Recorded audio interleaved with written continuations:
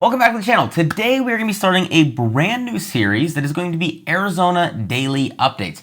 This is going to be something that I update you daily with for local news, stories you should know about, how the real estate market is currently looking based on the Cromford report, as well as a third point of value that I'm not entirely sure what that is just yet, but over time that will grow. That might be local restaurants you should check out, maybe it's some sort of real estate related tip, but something of value. Today is going to be the first update. So I just want to get this out to you and get going with it. So first story we have today comes with Scottsdale's tourism study. So this one is super interesting. Let's see if we can load the link here. Scottsdale's study visitor statistics. So this is showing from year over year how people have spent their money, how Scottsdale's allocated the funds that they received, and what kind of returns we're getting. So we start with the executive summary. This is going to give us a lot of the bullet points that we want to hit. The number one point is Scottsdale hosted 4.9 million domestic overnight visitors, 1.7 international visitors, and 5.1 million domestic day trip visitors in 2024. Scottsdale recently was crowned I believe it was the second fastest growing wealth hub in the entire world. This was ahead of places like China. By a lot of these places were behind because there's been such an increase of the millionaire population inside of Scottsdale. So seeing a summary like this is super cool, knowing that contextually that the city's doing well. It doesn't have the most millionaires. That's going to go to places like Silicon Valley and San Francisco, places like New York. So we're not quite there yet, but it's growing quickly. One stat that I found interesting here is Scottsdale received a fiscal return of $1.42 from visitors in 2024, meaning that for every $1 of municipal services that were attributed to the visitors, so in order for us to put on the show and to host the Barrett-Jackson and to do all these things, it cost us $1. We actually got back $1.42, which is pretty cool. Another one that is interesting here is a typical domestic overnight traveler to Scottsdale spends approximately $324 per trip, and a typical day trip visitor spends $76. So they're able to math into overnight visitors staying an average of 2.9 nights, an average party size of 2.9 people. It gives you a lot of these really fun ways into mathing into how Scottsdale's doing. It says that around 79% of domestic overnight visitors stay in a resort, hotel, or motel in Scottsdale. This is down from 87% in 2023. The average occupancy rate for market rate in hotels in 2024 is 65%, and the same in 2023. What's interesting in this one is the Airbnb market in Scottsdale right now is seeing a bit of a collapse. This is somewhat universal as spending has decreased with inflation and other variables. People are just kind of watching their finances tighter today. So what's super cool here is if we open the actual Scottsdale document itself, it shows that domestic visitors to Scottsdale spent an estimated of 1.9. Why is it an arrow? I have no idea. An estimated 1.97 billion to the city in 2024. And this comes from 1.97 in domestic visitor spending, resulting in an estimated annual output impact of 2.94 billion in Scottsdale in 2024. So this is supporting over 28,000 jobs at local retail, restaurants, transportation, and entertainment establishments. That is more than 1.09 billion in annual payroll or labor income. That is super cool to see. We can see some of the split here. It looks like the total impact is around 358 million, 300 million. It makes sense that lodging, food, beverage, and retail are your biggest three for both impacts, and then we're seeing profit as well. It is also interesting to see that there was 226 million for local transportation, but only 87,000 for jobs. We're not really known for the greatest transportation in the world in Arizona, so I'm not entirely shocked by this, but it is interesting to see how few jobs create such large amount of spending. I'm not sure if this is including, I'm not sure what this is including because our transportation is so spread out. If it's including some sort of Ubers, maybe that's why it's not counting. The spend might be there, but not this. I'd be curious to look into that a little bit more. But it is super cool to see. So Scottsdale is doing well for the tourism study. Not a lot of surprises there. Another story I want to talk about is Phoenix's skyline changing Asher project, which is going to be pushed back again amid some of the financing delays. Here is how the project was going to come along with the rest of the city. Considering all things in Arizona, downtown Phoenix doesn't have that many large buildings. We have different regulations and we have some reasons why, which we'll discuss in a second. But for the most part, we don't have the tallest buildings in the area. What's interesting is this one is going to be the new tallest, beating Chase right here, and it was going to be 541 foot tall. This building is expected to be around a $650 million project, which is going to bring a lot of jobs to the area, but it is having some struggles. Something that's interesting is that this building was going to include a lot of mixed use that could have been great for the area. Over 700 different apartment units. This would also include 185,000 square foot of office space, 14,500 square foot of retail and restaurant space, as well as a 250 room hotel. This, of course, comes with 1,156 underground parking spaces. What's interesting, though, is when we talk about big buildings inside of Arizona, obviously the rates are not helping with the financing alone, but in general, we don't really get this size of building. This is a infographic that talks about the skyscrapers that were under construction in North America as of November 2024 that were at least 492 foot tall. You can see a lot of the cities here, like Toronto. We can see New York City. We can see Jersey City. We can see even Austin has a lot going on. We got 710 feet, 765, the water line at 1,021 feet. I mean, that thing is going to be massive, and it might already be built. I'm not the biggest, I don't follow Austin as well as maybe I should. Nashville, 750 feet. It's interesting because, even places like Cleveland, Detroit, Atlanta, St. Petersburg, there's a lot of places putting in these large buildings. But Arizona, you'll see, there is nothing. We don't even have a spot on the map to be notable. So why are people not building these larger buildings in a city that is such a large population? Let's just see. Where does Phoenix rank on largest cities? It is the 5th largest city in the United States, yet we're not even on this map. So of course, again, 2024, this was expected to be built in 2025, so that makes sense. But why are there so few skyscrapers in Phoenix? Number one is the cost to build versus the actual worth when it's completed is not quite there. Phoenix real estate is not quite the same as New York or Chicago or LA or some of these larger cities where they can get some better returns. Another issue is going to be the FAA height restrictions.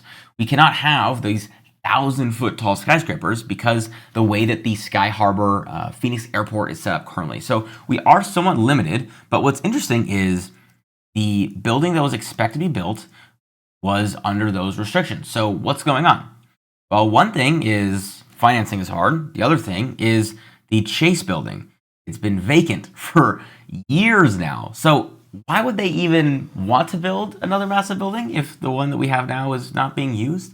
Of course, it's going to be different. That was going to have apartments, a hotel, a whole lot of things that would be nice for the area. But maybe there's some sort of conversion play here or something else that we can do because Chase left the building in 2017 to move to Tempe. There's around 2,000 employees that left the building itself.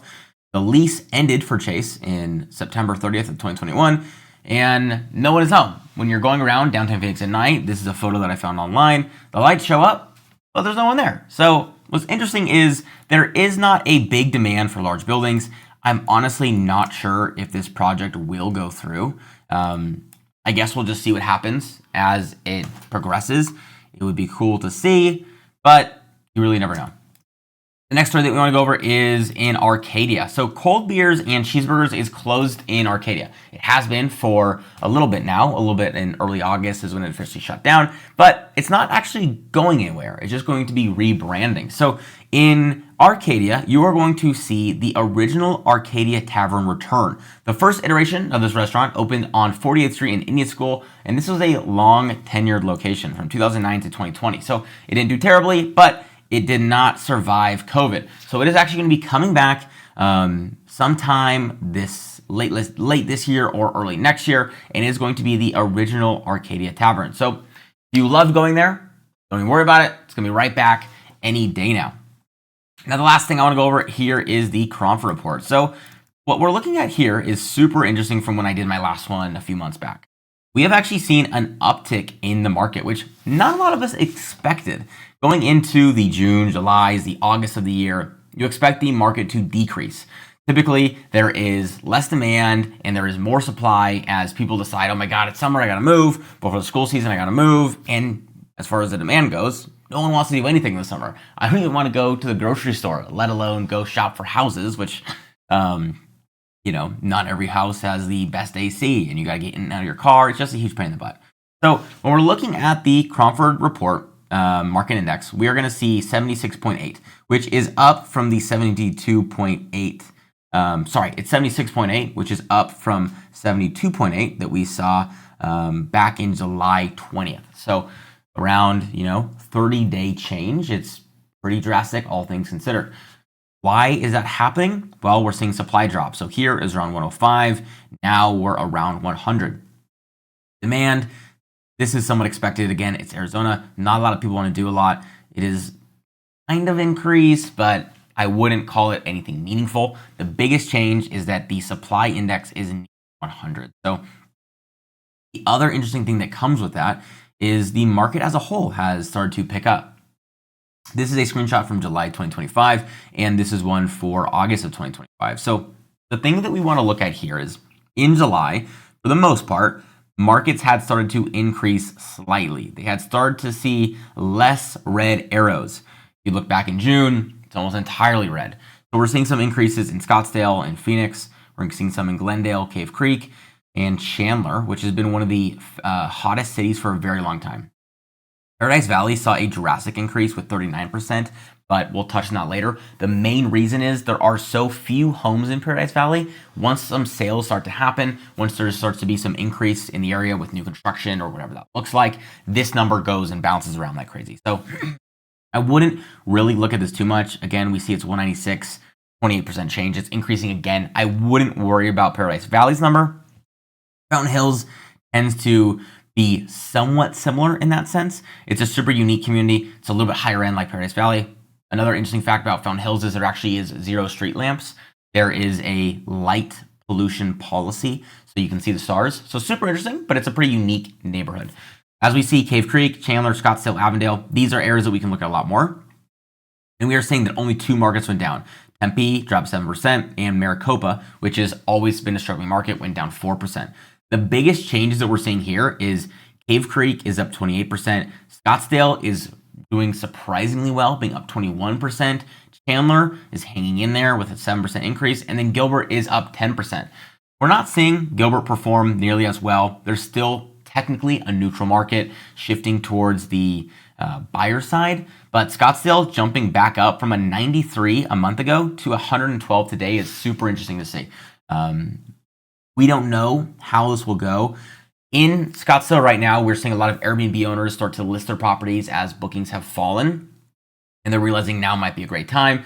It's funny because when everyone says now it's a great time, now it's never a great time. So Scottsdale, the supply that we're talking about here, how it's going down, it is likely to continue to go down as the weather starts to cool. A lot of these Airbnbs, if they did not sell, they may decide that they're going to wait out the market another, call it 6, 7, 8 months to get through the Barrett-Jackson, a lot of the Waste Management Open, a lot of the things that people are coming here for. So this market, I expect to continue to rise. Avondale and Glendale, they've always been fairly neutral to a little bit strong. I wouldn't expect too much change here. Chandler, I'd be interested to see if this continues, and Gilbert as well. So we'll watch this in the coming days. We'll see what happens. Next, we have the summary for those of you that are looking for some quick bullet points. So the trend began 4 weeks ago that the market is starting to improve for sellers. Demand is still holding the market back, but limited supply causing improvements for sellers. This is what we talked about here. Supply has been limited. Demand is still bouncing around. Paradise Valley is doing extremely well, but the sample size is super small, like we discussed. And 5 cities are no longer seller markets, 3 of which are weak, 5 are balanced markets, and 7 are buyers markets. So one thing I want to talk about here is this interactive map that we're going to see is for all of the United States. It is showing you the difference in home prices from 2024 to 2025. So this is a year over year, and it is based on the map itself. It covers the entire United States depending on the subscription that you have to this newspaper. So mine is the free version. I'm seeing a little bit less. You can see if we look just as a zoomed out 1,000-foot view, the West and the South have been struggling. Black color and gray is a decrease in pricing, and closer to this blue is going to be an increase. So places like New York Let's just get real close to some hotspots here. This has a 5% increase. We're going into here, Jersey City, 6%. Even places like Newark, we're seeing a 6% increase. Now, on the other hand, we go down to the south and we check into places like Antonio. Let's see, -1%, another -1%, -1%. Small, but still meaningful. And then now if we go back to where we are in Arizona, Tucson, we're seeing a decrease, 1.6%, 1.2%. Down here, we're going into Paradise Valley. Of course, the only one hanging in there. But for the most part, Scottsdale is down. Not too much change that we could expect compared to some of the other markets, but it is not an improvement. Chandler, 1.4% decrease. Tempe, 1.3% decrease. And Phoenix has a 4% decrease. So it's interesting to see, comparatively to the rest of the United States, it seems like the South is just having a bit of a harder time. Of course, this data, we're not exactly sure how they are predicting the home price decrease. We might be seeing prices on Zillow or Redfin or some sort of public data that is showing list prices, but this to be the most accurate possible, they would need closed data, and I don't know how possible this would be. Some states are a little bit more secretive on what data they share with the public, and imagining a newspaper trying to get the entire United States closed home data and make an interactive map on that seems really hard. Michael Orr had some thoughts on it as well. This is actually the creator of the Cromford report. He says, in states with lower pricing, big cities are experiencing lower prices more than rural areas. The South and West, kind of like I mentioned, are experiencing negative pricing impacts far more than the East and the South. Florida has worse affected. Texas is close behind. Arizona, majority of California, and large parts of Georgia, Louisiana, North Carolina, and Alabama are mostly negative. The Denver area, Pittsburgh, PA, Vermont, and several other smaller areas are negative year over year. New York, Illinois, New Jersey, Massachusetts, Kentucky, Indiana, and Wisconsin seem to be the areas with the most positive percentage movements. We can conclude that Phoenix is not at all unique in experiencing a buyer's market over the last several months. We are in a trend that encompasses most of the South and the West. There are occasional exceptions, like Paradise Valley, with super small sample size, Irvine, California, and a few Bay Area zip codes. But the vast majority of zip codes in the South and West are having lower asking prices than a year ago. Again, this is based on, we believe, Zillow data. So it's interesting to watch. The market in Arizona has picked up slightly. Overall, it has seen a decrease year over year since a lot of those rates had decreased initially in 2002, or 2022 rather, sorry. So this is the daily update for August 18th. I hope you found that interesting. Scottsdale tourism's doing well, a little bit lower than last year, but still performing. There is a new building in Phoenix, supposedly, but it can't get financing and it's struggling to get any movement there. And Cold Beers and Cheeseburgers in Arcadia is going to be switching over to the original Arcadia Tavern. So this is the Arizona Daily News Update. I'll see you tomorrow, and we'll see how this series progresses.